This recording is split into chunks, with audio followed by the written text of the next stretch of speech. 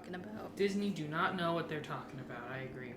As the resident Disney experts speak on Yeah. Disney Channel expert. You know, there's a YouTuber, shout out to this person, I don't know who they are, but they have made it an effort to watch every single Disney movie. So that means like all of the animated movies, all the Touchstone pictures, all the DComs. And the reason why I know about Does that that is mean like because- back in their shorts of like the 30, 40, like... I think so. Oh, wow. And I think they made it up to like the 2000s last time I checked. Because I would look up like a DCom and their video would like pop up. Oh, nice. I can't remember the YouTuber, but it was like number, like 547. It's like Smart House or something like that. So... Just like, oh. I know, I was like, dang. Well, because they've been doing this for years. So it was like back when like YouTube videos were like 3 minutes long. Oh, yeah. So, you know, it's like the videos were quick to make. But Yeah. anyways, That's going to be your future. Honestly, I do want to do a ranking now that I've done the DComs. Yeah. Well, the next plan is every Nickelodeon original movie. Yes. Which is going to be less intense because there's only like 80-something movies. You know, only like 80 movies. Whatever, no big deal. Yeah. Versus 120. Yeah. And then I kind of want to do all the Disney animated films. I feel like that'd be Ooh, interesting. that'd be fun, yeah. And maybe I'll include the anthologies. I don't know. I can, if you have any questions, I can yap it to you about I animation. would love that. Maybe you can feature if you want. If y'all want to feature in the vids, include your thoughts. Thoughts. I'm just getting crunk on caffeine right now. I have Nice. 3 caffeinated beverages today. I've started recording, by the way. Like, I don't know if I've tried that one. It's been in our house and I haven't tried Want to it. give it a sip? It's very flavored. I didn't know flavored? if you'd like it. It has because, flavor. Because it's creamy. That's my thing. Did you Give need... it a can. No, I can do it. I just hurt myself. That's all. Do like the inside. I'm trying. Come Come trying. on, Queen, you got this. I don't got it. Someone take it. Go ahead and have a sip while you're at it. Okay. But I figured I didn't think you'd like it because it's like very strong, like coconut. And I know how you like get headaches sometimes with certain like overbearing. It's like flavors. artificial coconut, Yeah. right? It's good. It's definitely artificial coconut. It's good. Mhm. We will see where the night takes us. Yeah. It's very strong coconut. I've had the diet version. Ooh, Yeah. that smells good. This is good. I've had the diet version of this because my grandma bought it. See, it's like I feel like I'd like it more if it was spiked. Yeah. Yeah. I agree. It's easier to tolerate the like artificial flavor when there's Like, a little bit of alky in it. Tequila. Yeah. I don't know how the. I don't know. You know what? Maybe put a little bit of lime in there too. We do have limes. We do have Lime, tequila, But I was gonna say like if we had like coconut a Dr. Pepper. I was gonna say like That's if we a had vibe. if we had like a pineapple like flavored drink put in there. Because it's kind of like almost like pina colada with Dr. Pepper. Yes. Dr. Pepper pina colada, essentially. We do also have that gin. I don't think. I don't know what goes with gin. I think really just like gin and coke is what. Well, I like a 7 and 7, which is a specific type of gin, right? Mm. Yeah. See, like So Seagram 7, just ginger ale, yeah. ginger ale gin Yeah. you can do, yeah. Yeah, But they it's call it 7 and 7. Yeah, it's like we have tequila, but I haven't really had it mixed with anything. I've just had straight shots of I don't tequila. like tequila. I like this one because it doesn't hurt. Well, I think it's part of my genes that like I get a bit silly. I was talking. My dad was Get like, a little silly. My dad was like, I haven't had tequila in 40 years, and I'm like, why? And he's like, because it's not fun. It's a bad time. He did one of those like Just like, 80s aggro Billy from Stranger Things kind of moments. Oh. That was his vibe. First of all, that was who he was in the 80s. Just full on like he was like the Canadian tuxedo, the drinking beer while lifting weights. That was just how things were at the time. I don't know. And I'm like, that's insane. But he was like, punching a wall, and I'm like, I can see why you haven't had tequila. He's like, yeah, last time I had tequila, I punched a hole in a wall, and I'm like, that's of course. Speaking of aggro masculinity and testosterone. Welcome back. Welcome back. She's the girl. Welcome back to the Vampy Wampy Campy Podcast, where we vamp. And you camp. So pitch your tent and And get get ready to ready to listen. listen. I'm Steff Vampy. I'm Shay Wampy. I'm Sal Vampy. Sorry, I keep saying it like I'm unsure of who I am. I'm Shy Vampy. Yeah. That's like I have to think really hard about it. I'm like, is that my name? Is that who I am? Oh, that's right. What's my name? What's my name? Sorry, that's from the Okay, sentence. Sal. Throwback to 2 episodes ago. I keep forgetting about that bit sometimes. Yeah, no, same. And then all of a sudden it'll just pop into my head, and I'm just like, Okay, Sal. Amazing. I just referenced Descendants, and I'm hoping no one noticed. I noticed. I didn't. I've never seen Descendants. You're good. No reason to start. So, today we're talking about season 1, episode 6, Dipper versus Manliness. which is one of the episodes where, like, the Dipper is trans theory. that's probably like the most, like first thing to mention kind of thing, you know, Yeah. because there's some tea. Because there is some tea. There's plenty to dissect. Yeah. So basically, this episode, as the title implies, Dipper's having troubles with being perceived as a man or like manly, and so he like runs off into the woods and gets taken under the wings of the Manitars, who are these very like aggro testosterone like minotaur type guys. Yeah, like a lot of like male stereotypes, I guess. Mm-hmm. Yeah. Like you have testosterone, pituitar. Yeah, they all have. Leader. Leadar. Leadar. Just sounds like they're Australian when they say his name. Yeah, leader. I think he's called Leaderar, but Leader. I like Leadar. Leadar. Very good. Yeah. And so he gets taken under their wing, kind of reluctantly. But they eventually, because he plays mind games with them. Yes, I And think so He gaslights them. yeah, he gaslight gatekeep girl bosses. He manipulate mansplains. manipulate and mansplains. But yeah, they take him under their wings. And they do a bunch of trials for Dipper to prove himself as a man, whatever that means. Yeah, one thing I did want to mention right away was I think the show very subtly does want to prove that Dipper has his like strengths. Mm-hmm. Like, you know, he is very smart. They're like, oh, you know, because the Minotaurs are kind of like Manitars. Sorry, They're kind of like, a bit dumb. yeah, they're like himbos, but without the like super nice part, you know. Yeah, they're just like jock stereotypes. Yeah. I guess you could even They're say just just like they're just him. him. But so they kind of prove that like Dipper is very smart, and he's able to like kind of smart his way through getting them to help him. So it shows that, you know, he does have his strengths, and then also his sense of like willpower, and like later on with the story evolves, and his like his what's it called, concrete sense of right and wrong or Morality justice, and morality, yeah.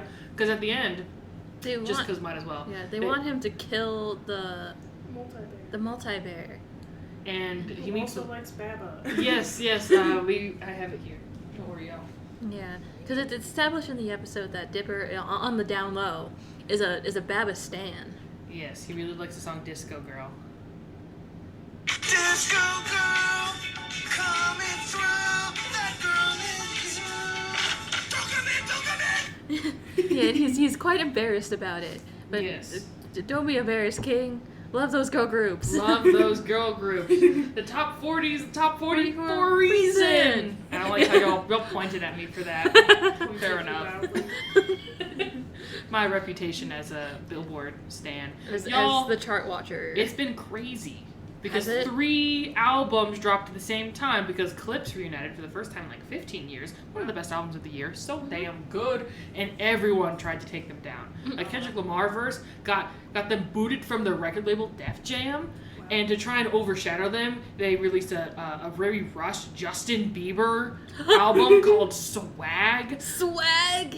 I don't know. Is it like 2011? What? I know. So, and it's also a throwback to like 2014 Justin Bieber during his like giant shoes. I'm trying to that whole era of like R&B, you know. Yeah. And you know, y'all know me. I'm well, actually, I guess people don't know about this about me, but I'm like kind of a Justin Bieber apologist to a certain degree.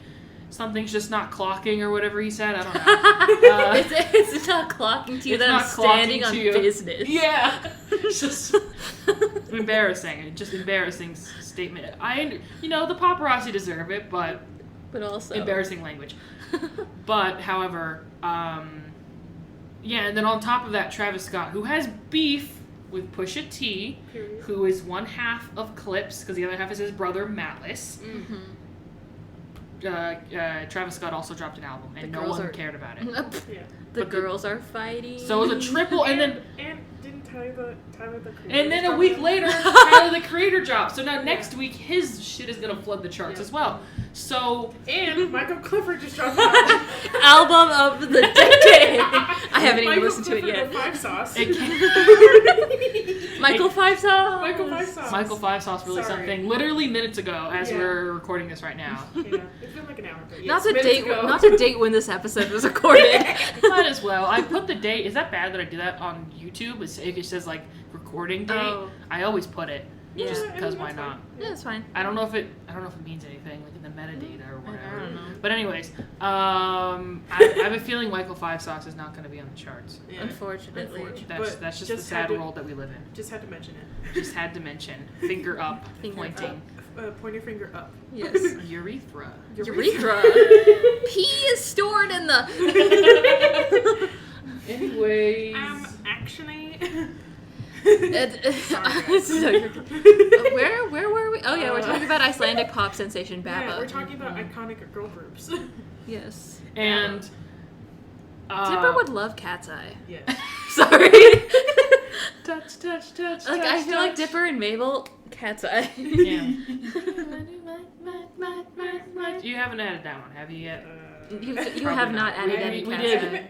I don't think I've added any Cat's Eye. Well, because we went not gnarly a few episodes ago. Oh yeah. So I did add. making beats for a boring dumb bitch, freak fucking gnarly. Gnarly. Don't talk to me. That's insane. I want that. Just her saying, "Don't talk to me." Yeah. As an audio bite. It's not the vibe. Stop! What was her name again? HRH Collection. HRH Collection. I've been calling her like HRT Collection. H3 Collection. I've been calling her HRT Collective. HRT Collective. Ooh, guys, it's those hours of the night. Oh no! Every other episode is deeply unhinged because it ends up being like 1 a.m. by the time we record it, and we don't talk about the episode. We just cackle. We just yap about random things that no one gets. Yeah. Touch. Okay. Anyways, that's so all yeah, Manatar. Dipper, yeah. Dipper. Let's talk about masculinity. Masculinity. So yeah, this is toxic masculinity. exactly like this episode's very much like for like toxic masculinity, like whatever 101 for kids, you know?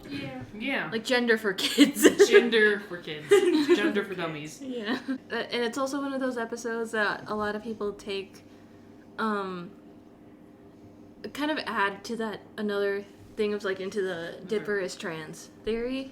Yeah. Which I think I said during the episode. I'm like, I like this theory, but it also has to imply, this is the same issue with Victorious, since we are a Victorious review podcast.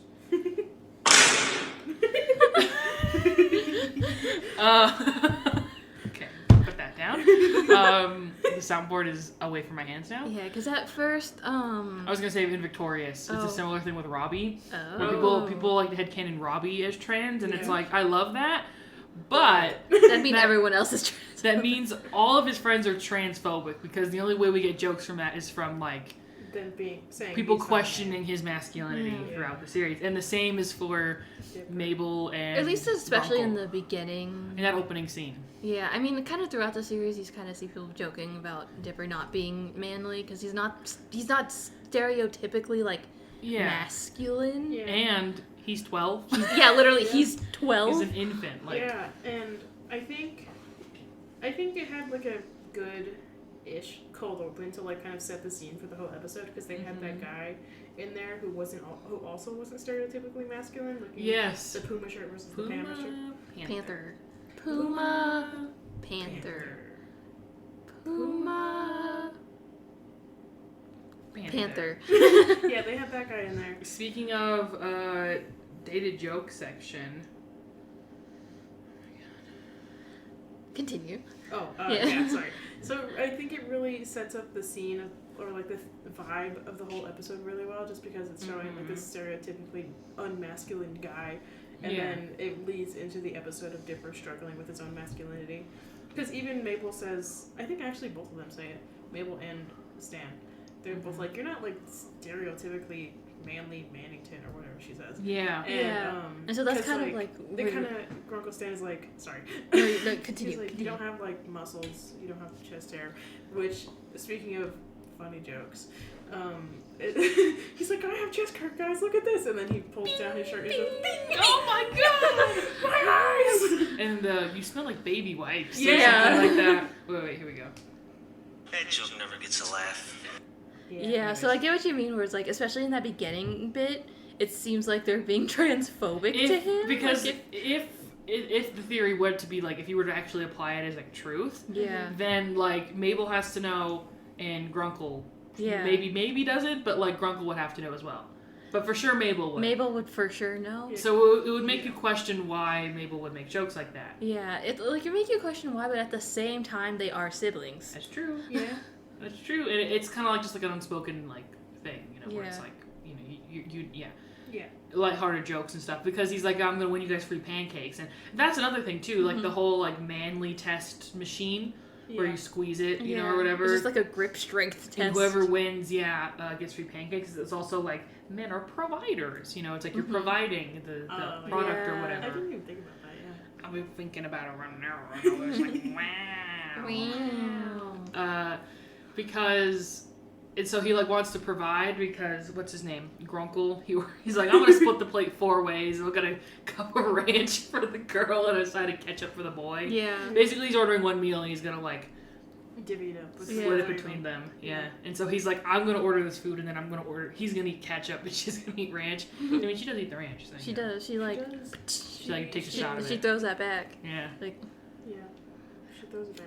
Sorry. Hey, yo. Not that way. She knows. She knows. She knows. She knows. Okay, anyways.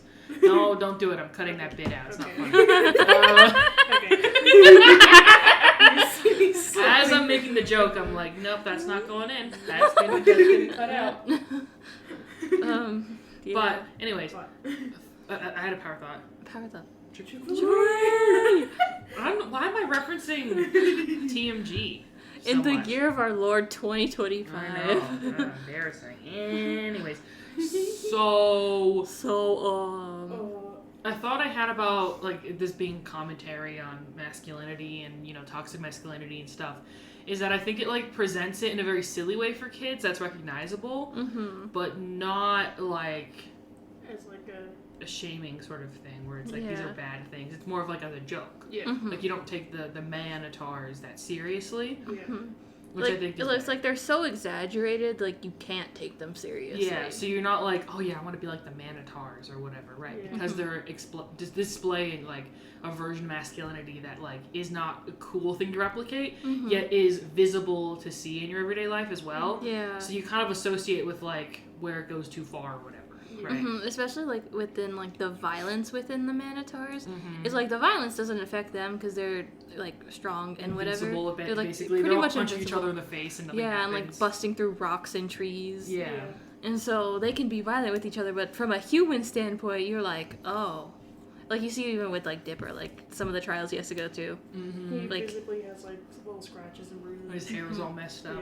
Yeah. No birthmark. Yeah, because we haven't gotten there yet. It's the next episode. It hasn't been revealed yet. And also, I noticed they don't, like, fully show full forehead. Yeah. It's just, like, slightly pushed up. Because it's, I feel like maybe that was on purpose. They were like, we'll do, like, half forehead instead of no forehead. It's good for the setup. Yeah, maybe. Anyways.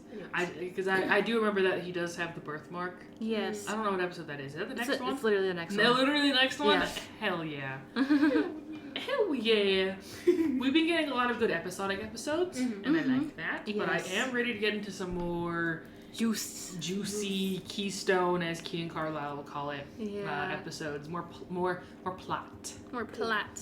Yeah, we have a few more episodes. Like, let me see. There's a little bit more until more plot. Let me see real quick. What's his name? Gideon is gonna come back. Gideon. And we're gonna get introduced to. Yeah, like the next episode is more episodic, and then the one after. So episode 7 is pretty episodic. So is episode 8, except it has like town lore. Ooh, right. I love the townies. We get to see more townies today. Yeah, and then there's like a pretty just like the kind of keystone-ish episode on 9, and then it goes back to like a couple episodic. So and then it just kind of goes between like ping pongs. Yeah, which I like. I think it paces itself pretty well so far. I do like that we go to the diner. What was the name of the diner again? Greasy's Diner. Greasy's or Grease Diner. I thought it was Greasy's. Greasy's? Okay, I believe that. Yeah. I do. Yeah. Just the way you said that was kind of silly. I believe that. No, I wasn't being sarcastic. Because it was like an outside shot. Right. Yeah. Because it's Greasy's. Because we get like literally every single townie at the diner, which is funny. I think it's just because they're like, well, they're background characters, and might as well just fill them in, not create nude designs or whatever. Yeah. That's literally just like a time-saving thing. Yeah. Is this the first Lazy Susan episode? Yes. Yeah. That's why I was trying to. Yeah. Let's scooch our way into the B plot. That's why I mentioned it. Yeah. No, it's okay. That's why I mentioned the diner. Yeah, because while Dipper's off doing his quest of manliness, which it's funny because it's like framed as like taking so long, which is it's just one afternoon. Yeah. Yeah, because we see with the B plot with Grunkle and Mabel. Where Grunkle has a crush on Lazy Susan, who is voiced by Jennifer Coolidge, right? Yes. Icon. That's great. I was gonna jump ahead to the way into the episode, but I'll save it for later. Anyways, but Jennifer Coolidge. Y'all had to. So we had a training montage, right? Like a beauty makeover montage for Grunkle. Yes. And I kind of lost my cool. You. It killed you dead. the Polaroid of the before shot is so funny to me. I couldn't stop laughing. I kind of have a headache now. It was so funny. You guys had to rewind. To rewind because I missed like an entire bit. Yeah, because I was just laughing. You missed the whole scene, literally. I don't know. It's just like. Just so the funny. Unexpected Polaroid. He's like, it's just like it's so funny. He's like scrapbookatunity. Yeah. Shout out to Mabel for also scrapbooking. Yes. We saw some throwback Polaroids in there. Yeah. We saw the fish from the second episode. And then the wax figure. The wax figure. Murdered wax figure. Yeah. Like, when are they going to release the Mabel scrapbook? I want that. Yeah, who cares about the Journal 3 and Book of Bill? The book. I want Mabel's scrapbook. 1000%. Alex Hirsch. Put that on Hand it over. Hand it over, Alex Hirsch. So, is there anything in the book about this episode? Did Dipper add, or is there already? I was wondering. Because I figured, like, we don't see the book at all. Yeah, the book isn't really in this episode because he's more focused on... He's doing tasks. But I was wondering if there was anything. Doing things and stuff. Things and stuff. Yeah, so he literally, like, doesn't write anything about this day. So the Manitars are not important, essentially. Not really. Let me see if the original author wrote anything about them. I don't think so. Okay. Because he didn't have... Because what had summoned the Manitars originally? It was the beef jerky. And then he smelled emotional issues on Dipper. Yes, the joke with, like, the hair, like, flowing in the wind. Like, I smell emotional issues. Yeah. And then he like sits down and like pats on his leg, and Dipper like leans on him. He's like, it's so cute. It's very adorable. He's just a little guy. He just needs some guy to vent to. Some guys. He just needs a therapist. And this is a no Seuss episode. He's not even in any. He's not at all, is he? No, he wasn't in this one really. No. He wasn't even in the diner. I don't think he was in the background either. Yeah. So because like Wendy Seuss, was, but she didn't speak though. No speaking role. Yeah. But yeah, because her dad is the lumberjack, who gets free pancakes for everyone because he destroys the machine after Dipper gets a weenie. Gets the weenie. The cutie patootie card. Yeah, you're a cutie patootie card. I need that actually. I do like that card. It'd be great to have like this little card on the wall or something. But he Seuss is kind of like the character sometimes that's paired with Dipper as like, you know, like a male friend or whatever. Yeah. Mm-hmm. But he's a bit too like hokey and silly and too much of like a runner character to like I think have an episode like this. So that's why I appreciate the Manitars. Seuss is a good character when Dipper's like in previous episodes we've seen him like when Dipper's feeling more boyish. And he's in like mystery mode too. Yeah. Like they do like their mystery hunting. Yeah. Because Seuss is like superstitious. He's like, oh yeah, you know, the supernatural. So from what I could see, the original author didn't dedicate a page to them. There's a chance they're mentioned in some of the just typical like journal entries from the original author, but I did not go through the book beforehand. That's okay, but that makes sense because like on the other hand, since we know there's other journals out there, the original author could have written about them, but they just could be in one of the other journals, you know? Yeah, that's true. Because we know that there's at least one more, and it's 4 that Gideon has. Gideon has 2. 2, okay. Is there 4? Or did I spoil that for myself? There's 3. Okay. Yeah, I'm liking the. Well, obviously, because. Yeah. I was gonna say I'm liking the twin stuff. If there was only 2, but obviously there's 3 because it says fucking 3 on the. So I was like, more twins. More twins. But yeah, no, we only got the mystery twins. Yeah, the mystery twins. But and 3 book. And 3 book. But we only know about 2. We only have 2 of them so far. Yeah, I wonder what number 1 is. Yeah. I haven't. You know, I just thought of a random theory, but I'm not gonna say it out loud because I don't want to see your reactions in case I'm right about it. Should I? Should I say it? Should I say what just popped in my head randomly? Sure. What if Grunkle has number 1? Okay. Anyways, that doesn't matter. Moving on. I don't want to spoil. I don't want you guys to be like, and spoil it for me. So we're just moving on. Yeah, we're moving on. Okay. So, because that'd be so cool though. Because of this, behind the vending machine. Okay, anyways, sorry. This is like such a non-lore episode, and I'm like, lore! But yeah, real. Okay, Yeah. so We've been deprived of lore, but yeah, no. The Manitars, I guess they're just not important. Dipper's like, oh well, I don't have to write about them. Well, yeah, because this is what I was gonna mention is that like we get characters for the 2 to like work to like have scenes with outside of like with each other because like Mabel and Dipper are pretty separated throughout this whole episode. Yeah. And I was thinking about it because I was thinking about like important episodes and I remembered Summerween and I'm like, we haven't met Mabel's like besties. Yeah, not yet. Like not those yet. girls that she's like besties with. And those I love those 2. They're so fun. Yeah, and I like them and they're in that episode, so I'm like, oh, because we're like halfway there almost. Yeah. Are we? We're almost there. We're like 1/3 of the way there. Yeah, because Summerween, I think, was like episode like 10 or 11 or something. 13.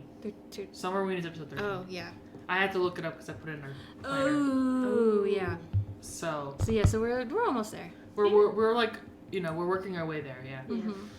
But I was like, yeah, so this is kind of like a way to give Dipper, because he doesn't have like his own like kind of crew, because he doesn't really get friends, does he? He mainly was with like Wendy and like Robbie and stuff. Like the older kids and stuff. Yeah, if he has like friend characters. That it's like Wendy or Zeus. And I would argue he's probably more like mystery focused because he's actively looking for the mystery. Like versus Mabel, she's just like along for the ride. Yeah, she's just chilling, spending her summer. So she has like some friends that she meets. Yeah, which makes sense for the both of them and how they're characterized. Yeah. Them able to just like makes friends with the town girls. Yeah. But I am excited to see Dipper actively going on mystery hunts. Now in the future. The future. Because this one has just kind of been like things are happening to them, which is cool. I like. But yeah, it makes me excited and anticipating the future. You will wait. Let me make sure I'm not tripping. I'm not gonna lie to you. Excuse me. Oops. Okay, yeah, with like, so you're saying with like things. Like active mystery Yeah, hunting. you will love episode hate. What's the name of it? Irrational Treasure. I don't know anything. Oh, is that about the president? Yeah. Yes! Okay, I remember that one. Yeah, pretty much everything before Summerween, I think I have memory of. Everything afterwards. Because there's the Double Dipper episode, and there's the president one. There's the Time Traveler's Pig, Fighters, Little Dipper, and then Summerween is episode 12. Got it. And then what's one after that? The one after Summerween? Yeah. Boss Mabel. All I remember is that they play 9 to 5 at the end, and nothing else. Like, literally nothing Mabel else. becomes the boss of the Mystery Shack for a day. Nice. Okay, yeah. But like I said, I remember... Oh, is it the pig? Or is the pig introduced earlier? And The pig is introduced in the Time Traveler's Pig. Duh, because it's fucking called the Time Traveler's Pig. Well... Okay, I'm sorry. This is like the most tangent to ever tangent, but it just popped into my head. I distinctly remember that episode only because I remember they played 9 to 5 at the end of it. Yeah. The one where Maple becomes the boss. Yeah. The Boss Mabel episode. Yeah. And I never give you credit. Because I remember mentioning that. When did that episode come out? Does it say on there? Boss Mabel? Yeah. Came out, it was aired February 15th, 2013. Perfect. That lines up perfectly. You know why? What? Because I remember mentioning that song to my teacher at the time, because we were in like elementary school or whatever when this came out, and somehow we were on the topic. I like brought it up for no reason because we were on the topic of the world ending in 2012. Oh yes, and topical. That's literally just like 2 months later. No, after earlier, yeah. 2 months after everyone thought the world was gonna end, because it was like February, right? You said. Mm-hmm.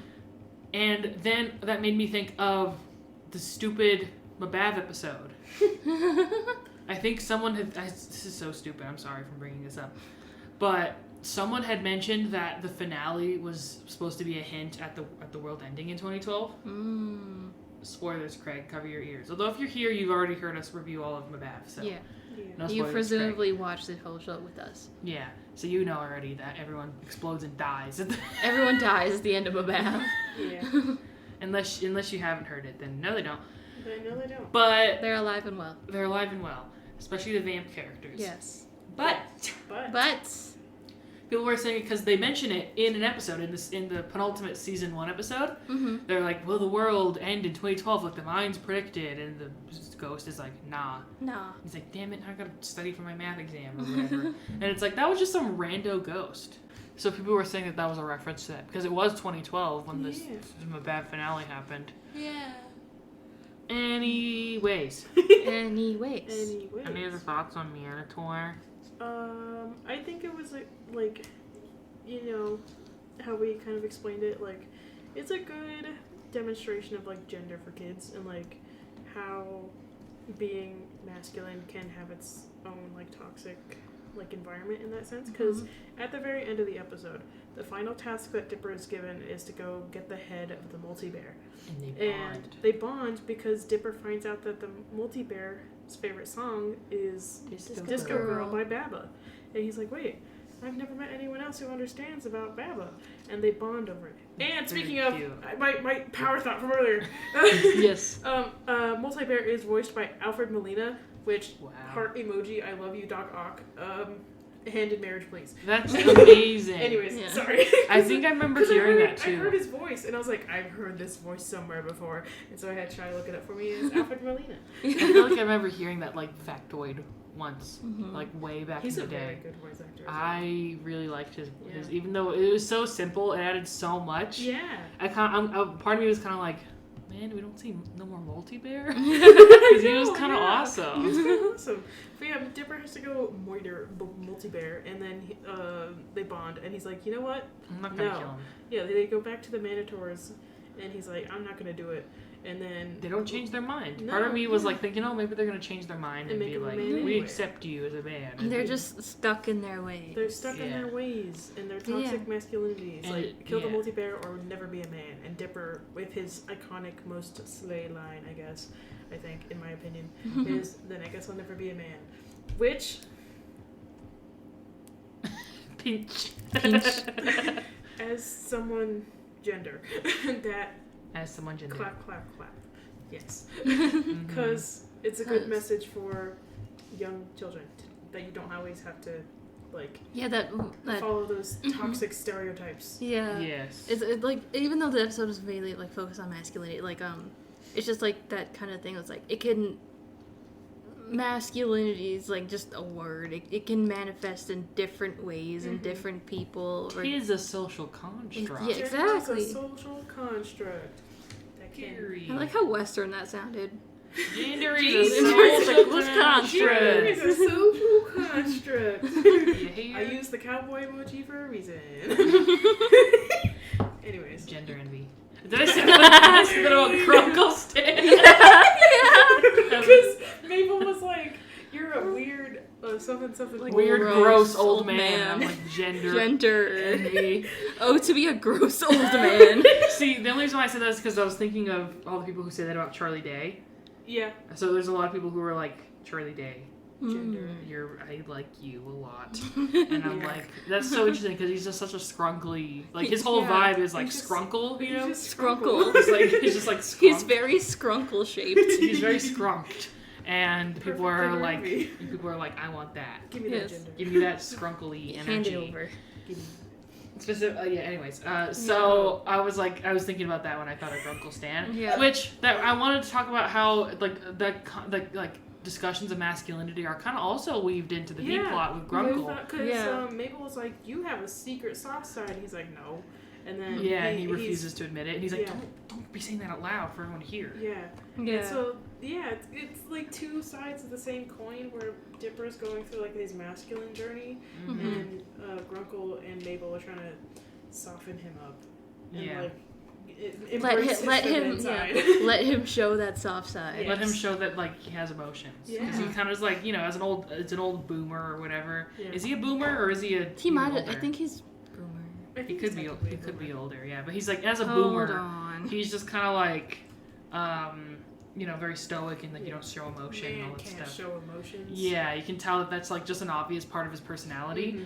and it appears in a lot of other ways, like in other episodes that were more Grunkle focused. These past two episodes haven't been super Grunkle focused, which Yeah. is fine because Yeah. we'll probably get more. We'll get more. But like in the fishing one where he's like he wants to spend time and bond with his nephew and niece, but they're kind of like rejecting him because they think he's lame and he's like not outwardly showing that he's upset about that. Yeah. Yeah, so Grunkle could be like a boomer, maybe because like on the fandom wiki, it just says that he's like in his 60s.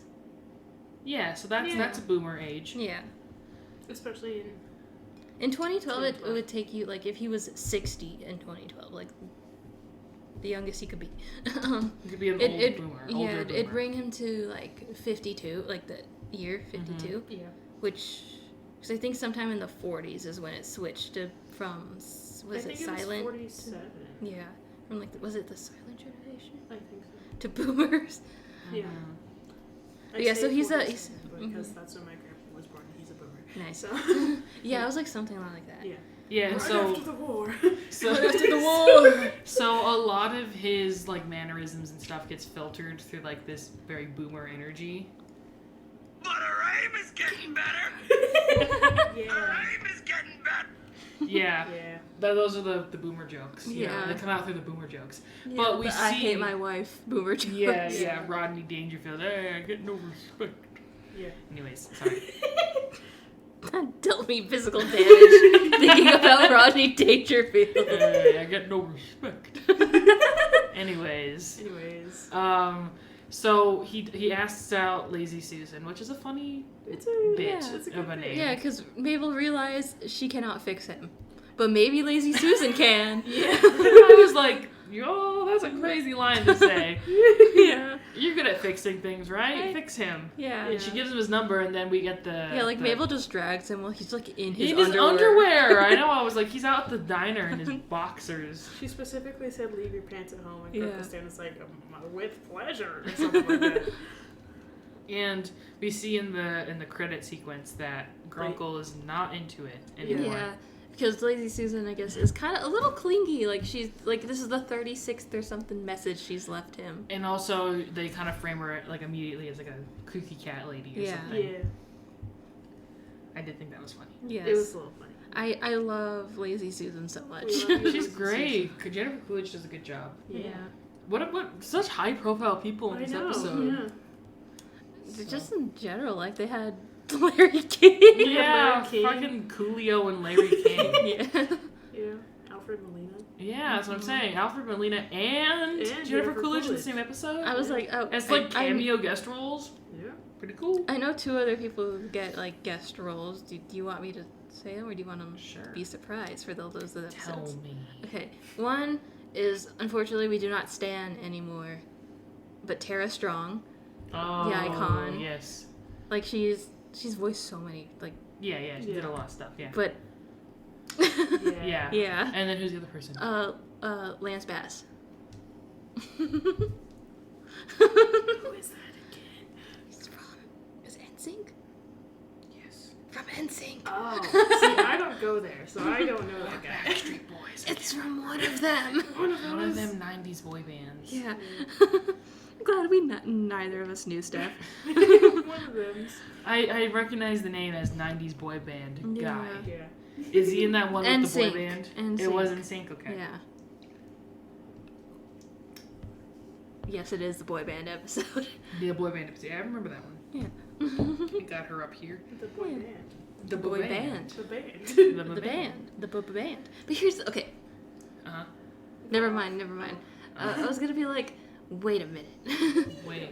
Because like, if you look at this like from a perspective, especially with K-pop, Worm. a lot of the boy groups are marketed, and a lot of their fandoms often are mainly girls. Yeah.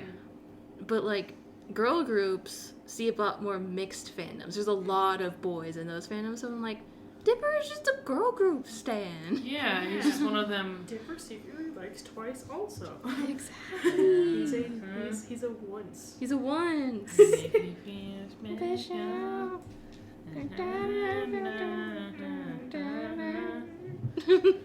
Classic. But yeah, so it's like, but I was gonna be like, so liking Baba shouldn't be a big deal. But I'm like, but multiple things about Yeah. that. One, Baba would not technically be a girl group because aren't they just a band? Yeah. They're just a band. Icelandic Equal pop girl band. equal gender Swedish band. Yes. ABBA is at least. Yeah. I'm assuming it's the same for Baba, Baba. except Icelandic. Well, Yeah. they say pop. I think they specifically say pop girl band. Oh. So it might be okay. an all-girl band. Yeah. Okay, but still, I was gonna say, like, in the States, both girl groups and boy groups are marketed towards teen girls, as opposed to like overseas, where there is that distinction where you do see a lot more men in girl group spaces. Just like Five Sauce. Now they had primarily girl fans. Yes. Sorry. No, very true. Not to be Five Because- Five Sauce stand on Maine. Again. Yeah, we're gonna talk about Five Sauce for a couple minutes now. No, but like that's true because they were backed by the One Direction management, modest management, like the villains in the One Direction story, right? Where it's like versus if they would have like had a more traditional pop punk group upbringing, like how they probably would have if they never got folded into the whole One Direction situation. Yeah, they would have had Then- probably a bigger male audience if they went the... Yeah, my hot take is that they would have just been water parks. Exactly. Yeah. And water parks, would also exist, I guess, but like they would have just been water parks, I think. Yeah. Yeah. Where like they never sniffed the Hot 100, but they were still widely successful. Yeah. So just- that's the trade. Yeah. That's the trade-off. You have to be culturally. Water Parks is your Five Sauce. Yeah, like I think that was literally what the critics were saying in 2016 because Five Sauce, that was like the year they took off, right? Yeah. Everyone had the memory of Sounds Good Feels Good, but didn't know that Youngblood was happening yet. Yeah. And Water Parks debuted with Double Dare. People were like, "This is what Five Sauce were supposed to be. This is what we all thought Five Sauce was gonna be." Yeah. And then they came up with Youngblood, and everyone was like, At least the critics were not Yeah. happy. Because they're like, what is this pop album? Yeah, well, because they had. You already know my rant on this. This is why we pointed at you at the top 40 joke. It's so true. It's so true. Oh, just the. Seriously.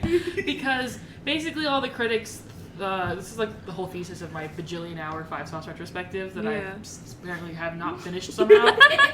That I filmed literally a year ago.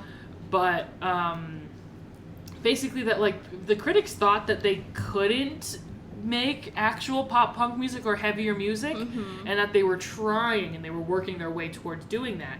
And the answer was they could, they just didn't want to. Yeah. Sorry. So that's my hot take. Yeah. They're just doing whatever they want, and people are putting words in their mouth. Pretty much. Well, anyways, I'm done now. I can't go on because this is a Gravity Falls podcast. But yeah, anyways, Dipper versus Manliness. Manliness. Do we have any more thoughts?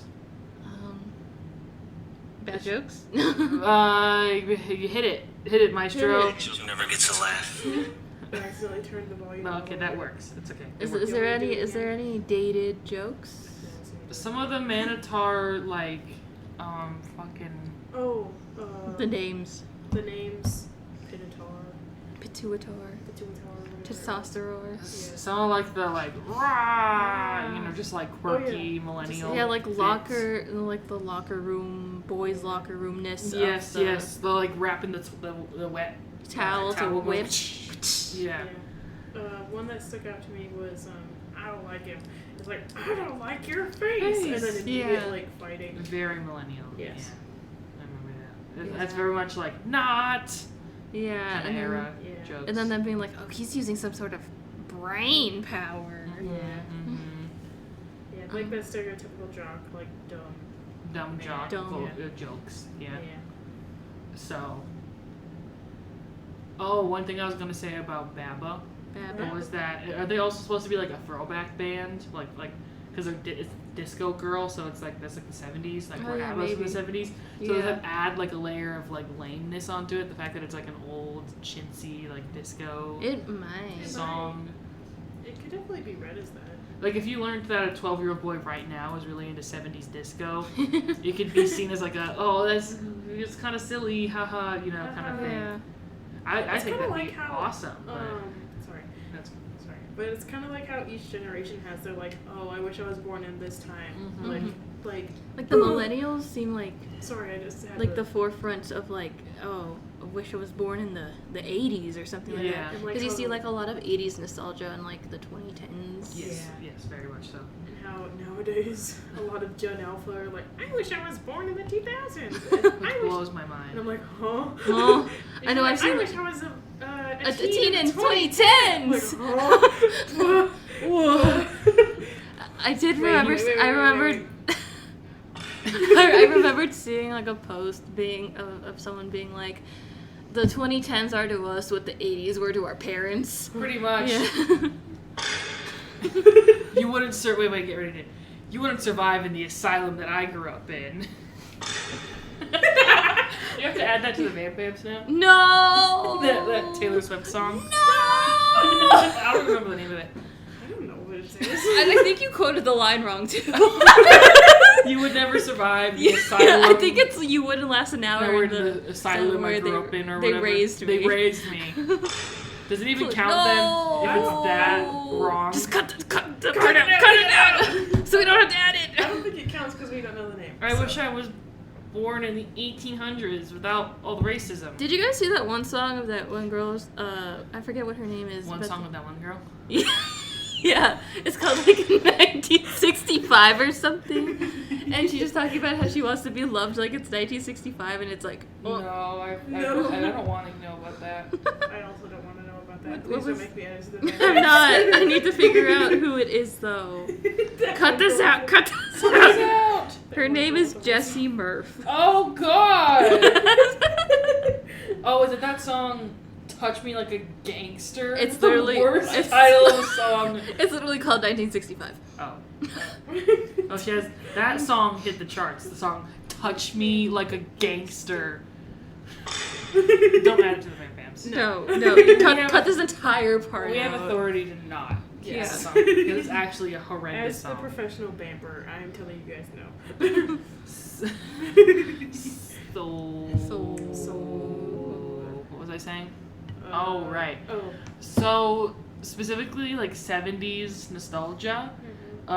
Really came around in the 90s, of course. But I would argue, again, in the 2010s, in the same way that the 80s came back in the 2010s, like, accidentally, like, disco sucks fever also came back. Because I think disco was seen as lame again in the 2010s. Until the 2020s when it became cool again. Yeah, like, the cycle thing was, like, you could see 80s and, like, the 2010s slowly transfer to the 70s by, like, the late 2010s, early 2020s. Yeah, with new disco. And you disco at that time. And then we've kind of flipped back to, like, the 2000s now. Yeah, now we're full in 2000s nostalgia. Yeah. Nostalgia. Maybe a little, no, not even a little bit of 90s. You think we got a little bit of 90s we like there. The late 2010s. Yeah, late 2010. It was kind of in that same, like, vein with, like, 70s making a comeback. I saw a few glimpses of I would argue that Bruno Mars exclusively was the one doing the whole 90s thing. And he got very successful. He had a lot of successful songs doing that. So, like, maybe he was the only guy.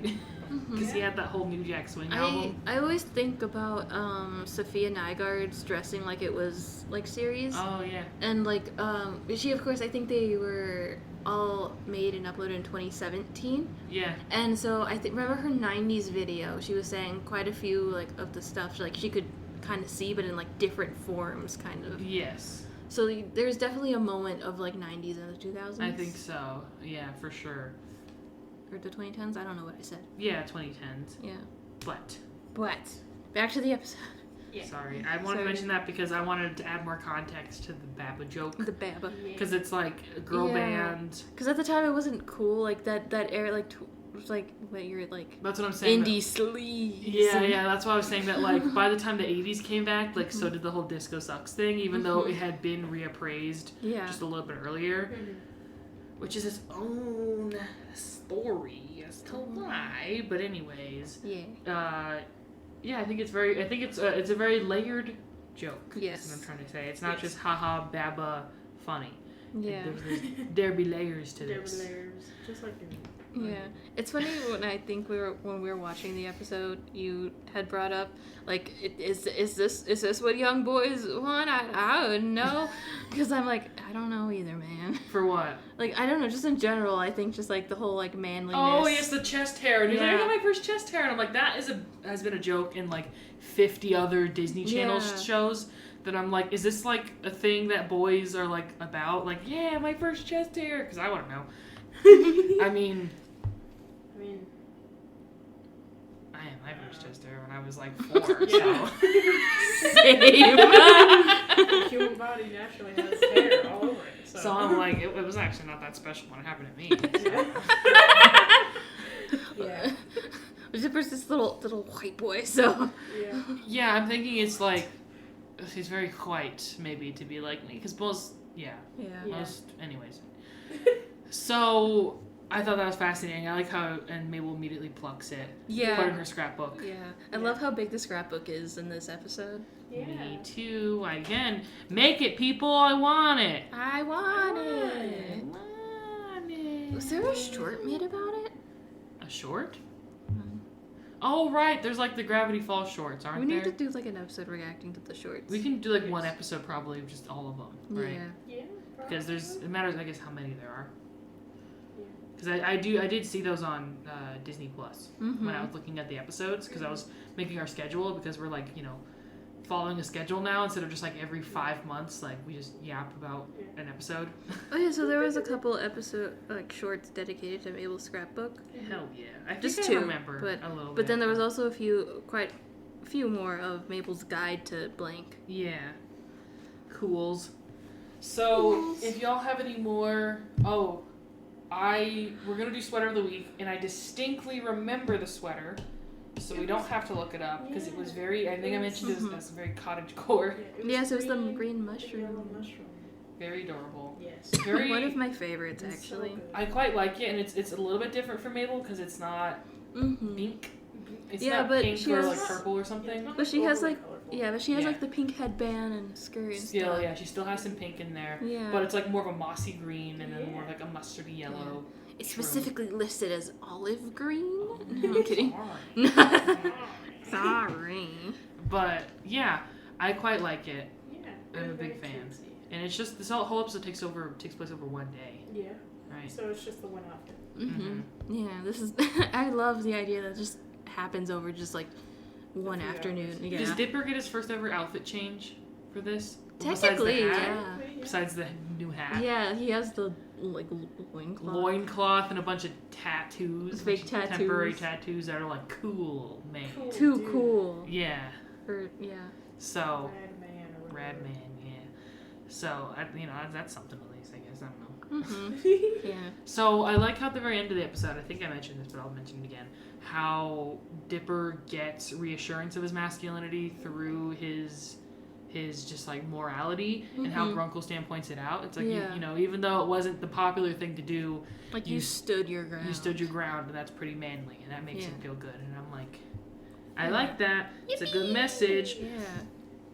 Doesn't work if you're a Nazi, though. Yeah. Yeah. Just telling you that right now, listeners. Yep.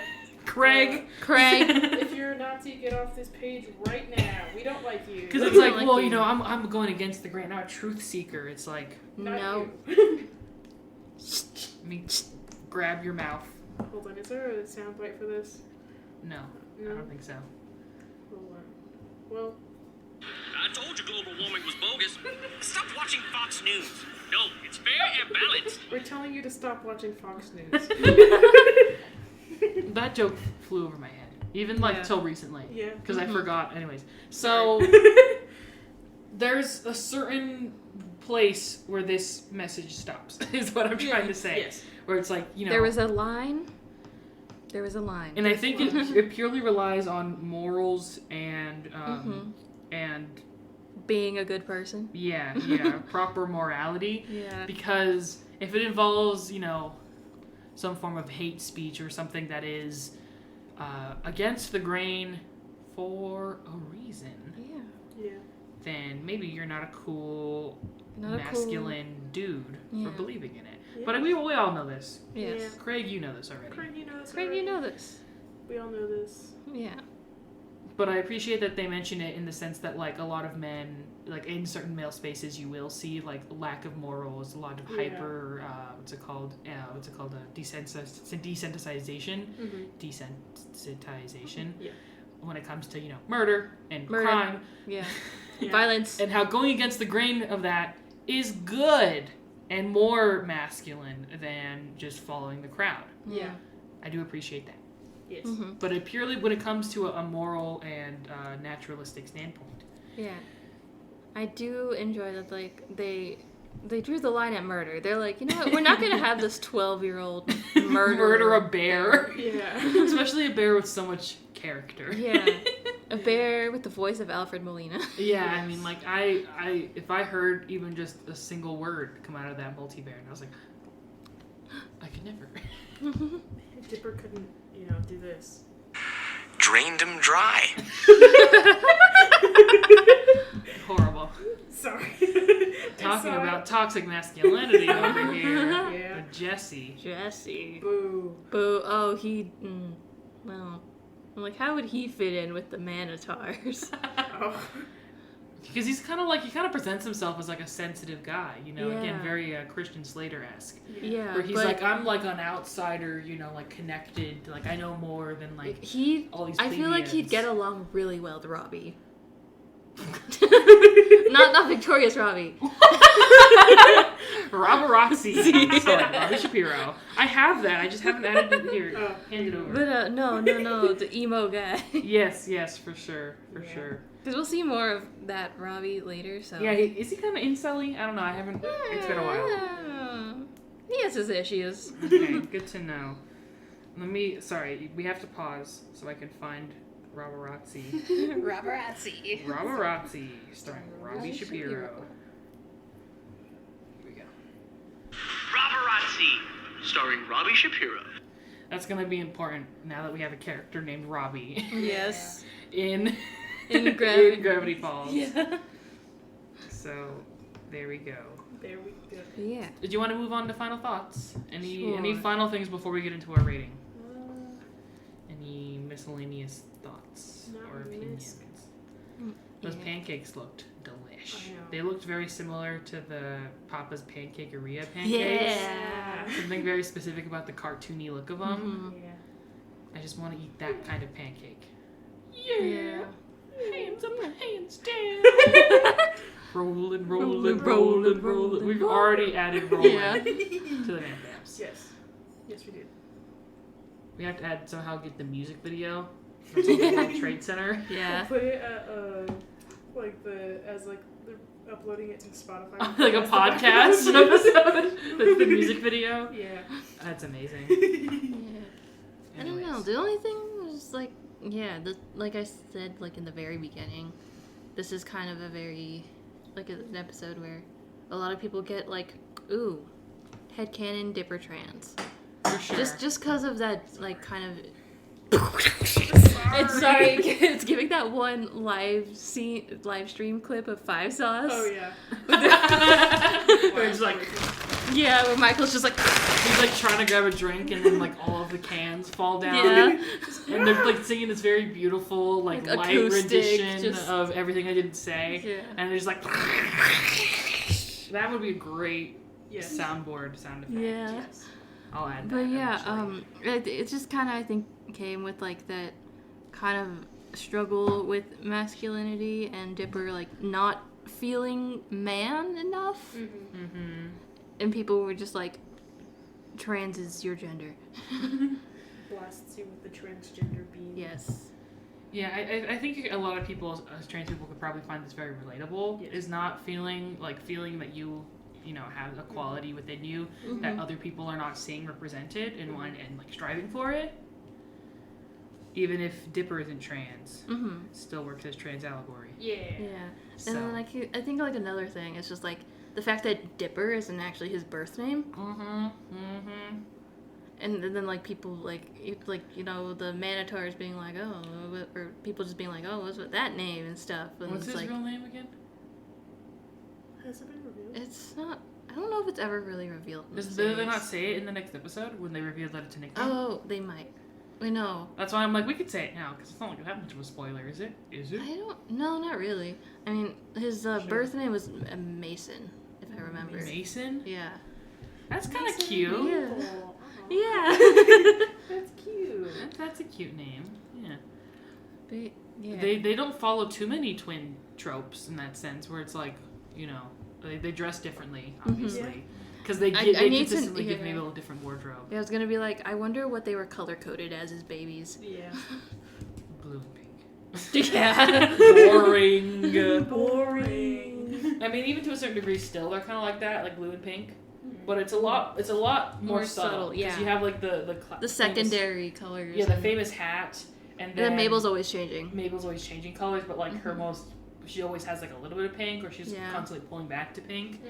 But it doesn't feel like here are your assigned genders of boy and girl. It's just like it just feels very natural, and that's what I appreciate, especially when it comes to like their twinness, like their personality and stuff.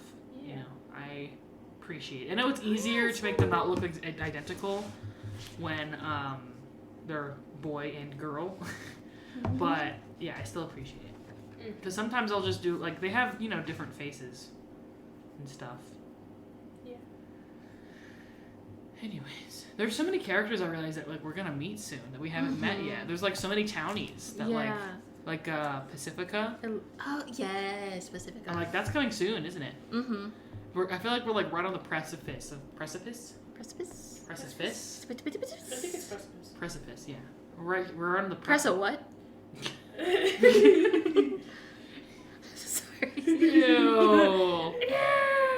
What the fuck? So. Oh, okay. I was just gonna say, yeah, we're really like, you know, entering this kind of like, I feel like a next stage of like lore drops and stuff, because I have a feeling some of these next characters we're gonna be introduced to are gonna be more important. So that's swag. Swage. Yes. Sorry, I was. So is that it, or? Yeah, like final thoughts. Yes, final thoughts. Who wants to go first? Okay. Of course, I remember this episode from my childhood. I watched this show when I was a child. Yeah. But like, as much as I like it, it's not one of like my favorites personally. Makes sense. Like, the Manitars are fun and stuff, but it doesn't have the sauce that some of the others have to me, you know? Yeah. But I still very much enjoy this episode. I think it's very cute. Dipper has a lot of cute moments. Love you, Dipper. Great Dipper episode. It's a great to Dipper. Explore an element of his character. Yes. Dippy Fresh. Dippy Fresh. When does that happen? I forget. I have to look it up. But if I were to rank it, it'd probably be like I don't know, like a 3.5. Like out of 5, like bear heads, you know? Hell yeah. Should I go next? Or do you want to? I can go next. Cool. Of course, I remember bits and pieces of this episode, the Minotaurs. Very fine. I didn't quite remember a whole bunch of it. I think I mostly saw a lot of the bits after the fact. I never watched it organically, which is most of the episodes, unfortunately. But I remember seeing a lot of the bits, and of course, like the trans allegory and like the trans dipper, a lot of the headcanons and things like that. A very silly, very fun episode. Good message for a kid. Good gender for kids. Yes. Gender for kids. I kind of forgot about the Lazy Susan bit until we watched it again, but it was also very fun. That was also very fun. I like seeing Grunkle and Mabel interact more often. I hope to see them a little more. But if I were to rank this episode, I think I'm also probably going to give it a 3.5 out of 5 Baba CDs. Heck yeah. Yes. Yeah, it was a CD, wasn't it? For some reason I thought it was a tape, but no. It was a tape in the bear. Multi-bear. Right. Multi-bear had a tape. Dipper had a CD. Right. Amazing. Yes. So, I like this episode a bit. I feel like there's not going to be any episodes that I outwardly hate. Yeah. There's just going to be very episodic episodes that don't really contribute to the larger story, so they're going to be more forgettable in the fold. Yeah. But I still think this is a more exceptional one than maybe some of the others we're going to discuss. Even like Inconveniencing is probably more of like a less important episode, but just like since the vibes. So I can't think of any other word right now because it's fucking midnight. To describe brains are mush at this point. Yeah, the importance of that. You can tell like we've like lowered 3 octaves. Yeah, like a little bit less energetic. Yeah, than when we started. Yeah. Yeah, like we started kind of like whoa, and now we're like. Tis natural. But I think this one is probably a little more inconsequential, but it's very important for character building because I think it really imbues the character of Dipper with something that he'll carry like with him later into more important episodes or whatever. Yeah. Same thing when it comes to Mabel with like wanting to fix things or help people. I feel like that's a big aspect, right, of her character that I feel like we're gonna see kind of clash a bit because I know there are episodes where Dipper and Mabel kind of clash a bit because Mabel wants to help. And Dipper's like, you can't help this time, or whatever, right? Am I getting that right? I think so. So we're kind of like, it's like just really great, like important characterization setup, where even if you skip the episode, you won't miss much of the plot. Yeah. It really builds this overall, like, really quality characterization that really endears you and imbues you to the story. Yes. So for that reason, I really like it.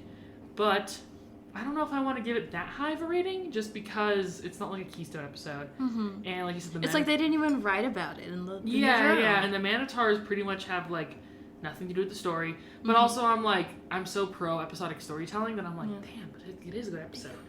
So I might give it 3 out of 5 free pancakes. Yes. So thank you for listening to the Vampy Wampy Campy Podcast. Make sure to lampy and subscrimpy and leave quampies for us to ampy. You can send us asks at vampywampycampypodcast.tumblr.com and we will answer them on the podcast. You can also leave questions in the comments below and we'll answer them. Yes. Make sure to put out your fire and take down your tent or else Smokey the Bear is gonna come stick you in the pain hole. Yeah. The pain hole, I forgot. We didn't even mention the pain hole. That was like of the 50 trials and tribulations. That was like number 1. Yeah. He just stick his arm in the pain hole, but no, is Smokey. Is that a Dune reference? I don't know. I've never read or watched. There's like a box where like it gives you pain or whatever. You stick your hand in it. Anyways. But yeah, no. Smokey Bear is gonna just stick you entirely in the hole. Your whole body, the pain hole. In the pain hole. Pain holes run by Bill. I don't know. Lore. Lore.